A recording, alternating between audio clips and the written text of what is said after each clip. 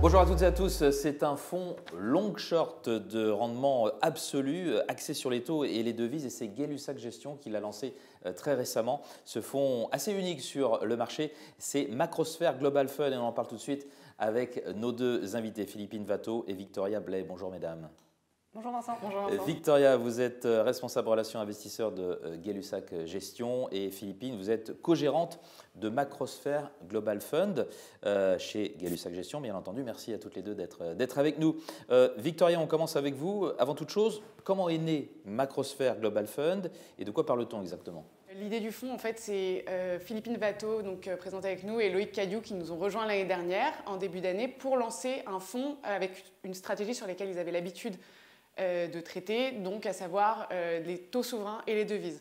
L'objectif du fonds est de surperformer quelles que soient les configurations de marché en gardant en fait une volatilité cible comprise entre 10% et 15%. En termes d'actualité, en year-to-date, aujourd'hui le fonds présente une performance à 2 chiffres, donc qui est très décorrélée des marchés qu'on peut voir actuellement, et toujours donc, dans ce budget de volatilité respecté.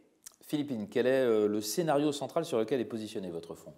Alors sur la macroéconomie, notre scénario central sur Macrosphère, ça reste la fin de l'exceptionnalisme américain et une récession aux États-Unis d'ici la fin de l'année. Sur nos classes d'actifs, ce scénario macro, finalement, ça se traduit par d'une part des positions vendeuses de dollars contre les devises, finalement, qui ont exporté beaucoup de capitaux vers les États-Unis pour bénéficier. Le mouvement est fort, là. Oui, le mouvement a été assez fort, mais finalement, c'est aussi le reflet de ce qui s'est passé en fin d'année. En fin d'année, l'élection de Donald Trump a poussé a finalement donné un dernier élan à ce thème de l'exceptionnalisme américain. Donc on a une première phase où on a finalement enlevé le positionnement de fin d'année jusqu'au mois de janvier, je dirais. Et là, on a une deuxième phase qui, pour nous, est vraiment une phase plus de fond, où on a la fin d'un grand thème. Et là, pour le coup, ça laisse peut-être place à un plus gros changement. Et là, on aurait plutôt un changement de tendance. Et donc, ce changement de tendance, ce serait plutôt sur les actifs qui ont beaucoup bénéficié de l'exceptionnalisme américain. Donc pour nous, c'est le dollar face à l'euro et au yen, mais aussi sur les obligations. On va favoriser les obligations plutôt courtes, donc jusqu'à 5 ans, voire 10 ans, et particulièrement aux États-Unis et sur les obligations qui sont assez corrélées aux obligations américaines. Philippine, toujours avec vous, pourquoi investir maintenant dans Macrosphère Global Fund ? Alors il n'y a pas de bon ou mauvais moment pour investir dans notre fonds, puisque nous, notre but, c'est vraiment de performer, comme l'a dit Victoria, quel que soit l'environnement de marché. En revanche, comme je le disais juste avant, le mouvement qu'on a depuis quelques mois, c'est un mouvement de rapatriement des flux.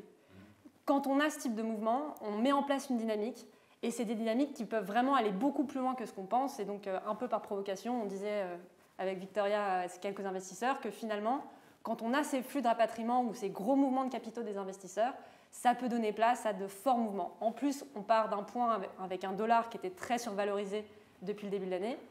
Et sur notre haute classe d'actifs, donc les obligations, on a depuis quelques semaines des flux assez techniques de vente d'obligations qui sont liés, je dirais, à des stop-loss, donc des ventes forcées, et aussi des craintes liées à l'inflation générée potentiellement par les tarifs de Donald Trump.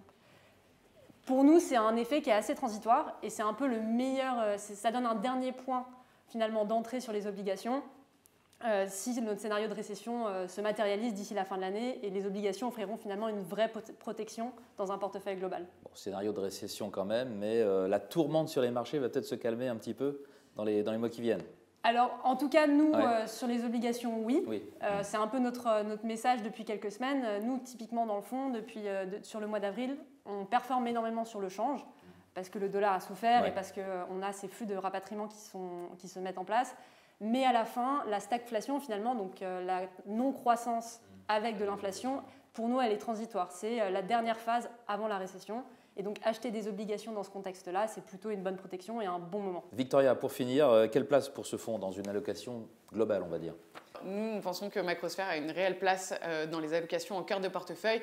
On pense qu'il vient vraiment offrir une belle complémentarité entre les fonds actions et les fonds obligataires. Donc vraiment dans une brique alternative, on pense que c'est une bonne idée de mettre du Macrosphère Global Fund. Victoria Blais et Philippine Vato, merci à toutes les deux d'être venues nous voir pour nous parler de Macrosphère Global Fund, donc de Gay-Lussac Gestion. Au revoir. Merci à vous.